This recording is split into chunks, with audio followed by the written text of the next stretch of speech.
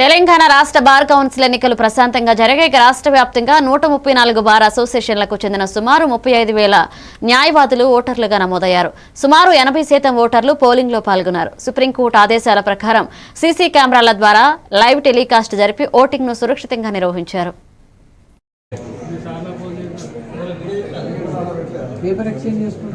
ఈసారి ఎలక్షన్ సంబంధించి ప్రత్యేకత ఏంటంటే ప్రతి ఒక్క ఓటరు కూడా పోలింగ్ బూత్ లోపల ముందు క్యాప్చర్ అవుతున్నాడు. ప్లస్ ఈ యొక్క ఎలక్షన్స్ని బార్ కౌన్సిల్ ఆఫ్ ఇండియా అవకాశం లేకుండా గతంలో ఉన్న బార్కు సంబంధించిన కౌన్సిల్ మెంబర్స్ విషయంలో వచ్చిన ఈ ఏదైతే ప్రాబ్లమ్స్ ఉన్నాయో అటువంటి తలెత్తకుండా మరియు వీటిని సక్రమంగా నిర్వహించడానికి bar council of Telangana, bar council of India మరియు సుప్రీంకోర్టు ఆ గైడ్లైన్స్తో ఈ యొక్క ఎలక్షన్ కండక్ట్ చేస్తున్నాము.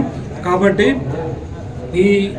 ఈ సందర్భంగా నేను హన్మకొండ మరియు వరంగల్ బార్ అసోసియేషన్ తరఫున చెప్పదలిసింది ఏంటి అని అంటే, ఇక్కడ మేము వారి యొక్క గైడ్లైన్స్కు అనుకూలంగా అదేవిధంగా మేము ఈ ఎలక్షన్ కండక్ట్ చేసి మేము భారతదేశంలోనే మా తెలంగాణ రాష్ట్రాన్ని అగ్రగంగా నిలుపుతామని తెలియజేస్తున్నాము. నా పేరు బాపట్ల